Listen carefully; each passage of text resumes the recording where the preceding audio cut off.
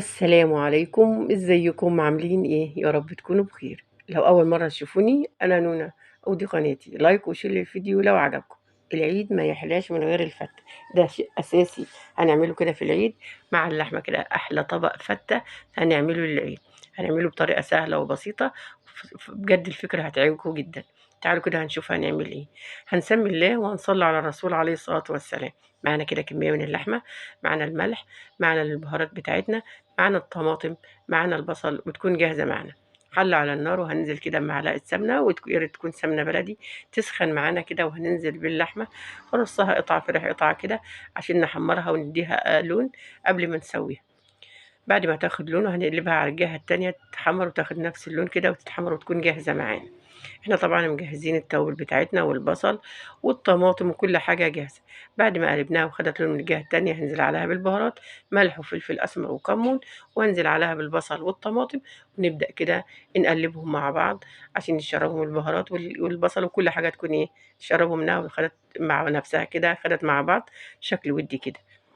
ننزل كده المية عليها، المية تكون سخنة وهنسيبها تغلي معانا. بس لو أي حاجة على الوش كده بتشيلوها بالمعلقة وتنضفوا كده لو في أي حاجة.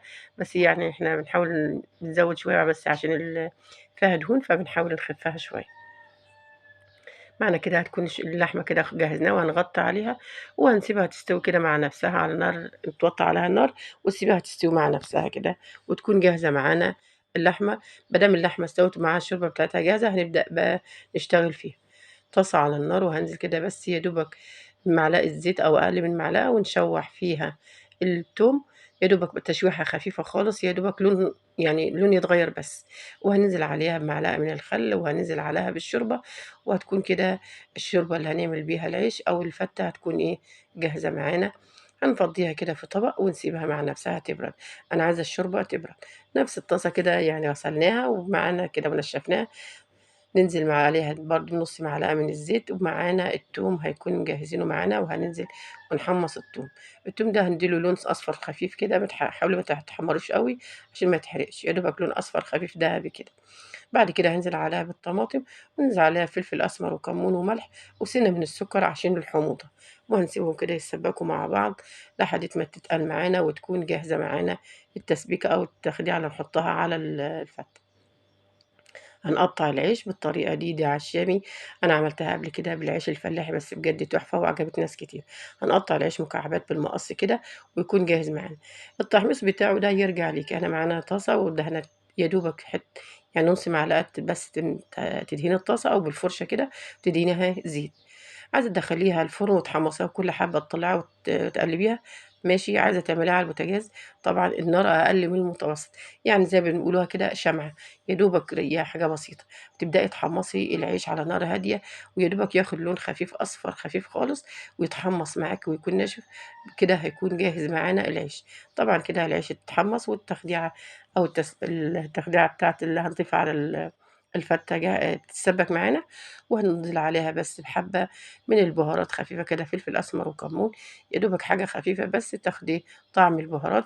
وهنبدأ كده نقلبه في العيش عشان ياخد طعم البهارات، وهنحمصه بعد ما نحمصه هنفضيه في طبق وهيكون جاهز معانا.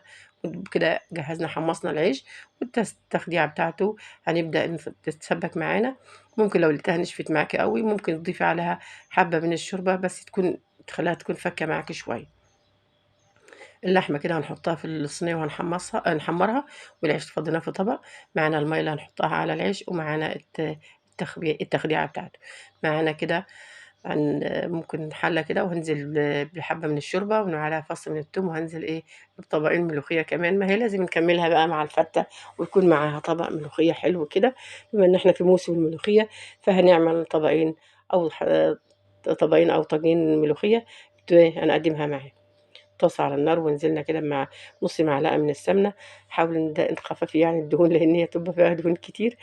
بس اهو يوم بنعدي كده في السنة نعمله كده كل سنة وانتم طيبين. وهنبدأ نحمر التوم، وبعد كده هنزل عليه بحبة من الكزبرة المطحونة، ونبدأ نحمصه كده مع التوم والكزبرة، ونحمصهم تحميصة حلوة كده.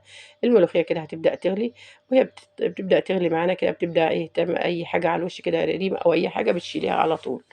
هنقلبها وتكون التوم معانا بيتحمص على نار، او بنحمره على نار هاديه بالكزبره الناشفه طبعا المطحونه، وهنحمصه. بدأت الملوخيه كده تغلي معانا، هنطفي عنها النار. يا دوبك الملوخيه بس تغلي، بعد يا دوبك تغلي كده وتطفي عنها النار. كان التوم كده اتحمص، وهننزل عليه على الملوخيه، وهنبدأ كده نعملها بالطريقه دي. وهنبدأ ايه نحطها تاني في الحلة، وهنبدأ إيه تكون جاهزة معانا كده طبق الملوخية. جهزنا كده اللحمة، جهزنا الفتة، وجهزنا كل حاجة. ما عادش باقي غير الرز. الرز ده طبعا بنخليه للآخر. حبة من الزيت وحبة من السمنة، أو نص معلقة من السمنة على معلقتين من الزيت، وننزل عليهم فصين من المستكة، وتفك كده وتسخن معانا الحلة والمستكة تفك معانا. طبعا غاسلين رز وصفيناه في المصفى ويكون جاهز معانا. نبدأ كده نضيفه نضيفه في الحلة، ونبدأ نشوحه معانا.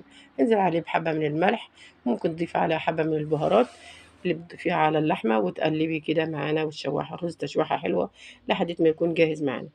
بعد ما يتشوح هننزل عليه بالمية. كل كوباية رز ليها كوباية من المية.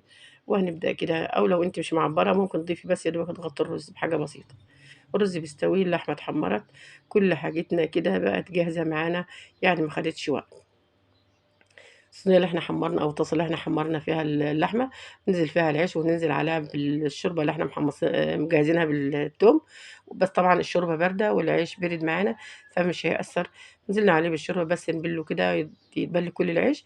وبعد كده هنطلّعه بالمقصوصة، بنصفّيه من المَيّة، وهنحطّه في الطبق اللي هنقدّم فيه الفتة. بعد كده الشوربة دي هنكبّها مش هنعوزها، وكده خلاص يعني خدت طعم التوم والخل، وجاهزة معانا، إحنا مش عايزين فيها مَيّة.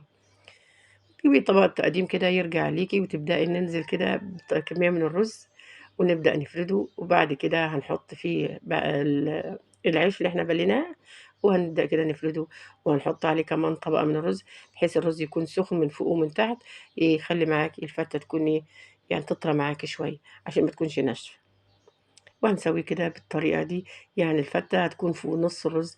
دي طريقة سهلة وبسيطة وهتحبوها جدا، بحيث الفتة هتبقى في الكل والرز من فوق ومن تحت. هتبقي يعني تاكلي الفتة برز، وهنفضيها كده في طبق التقديم ونسويها بالمعلقة، وتكون جاهزة معانا. التزيين ده يرجع ليكي، والتقديم كمان يرجع ليكي اللي انت بتحبيه وتفضلي تعمليه. انا عملته كده بالطريقة دي. معانا التخديعة اللي احنا مجهزينها على اللي نحطها على وش الفتة. هننزل بالطريقة كده ونمشي دايرة كده لحد ايه، والحتة الفاضية دي اللي في النُص هنحط فيها اللحمة. يبقى كده طبق التقديم الفتة هيكون بالطريقة دي. طبعًا هي فكرة، واللي أنتِ عايزة تعمليها تغيّري بالتقديم بتاعِك تعمليه، ونحط اللحمة في النُص كده وتكون جاهزة معانا. وكده جهّزنا طبق الفتة، بس بنضيف حبة تخديعة على الوش كده يعني تزويدة معانا.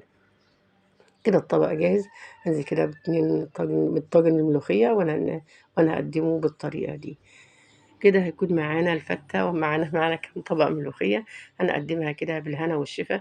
بالهنا والشفا للي كَل، وبالهنا والشفا للي شاف، واللي هيجرّبها ويقول لنا رأيه فيها إيه. هنقول لو عجبكم الفيديو ما تنسوش اللايك والشير، وتكتبوا لنا كده كومنت وتعليق منكم. مع السلامة، باي باي.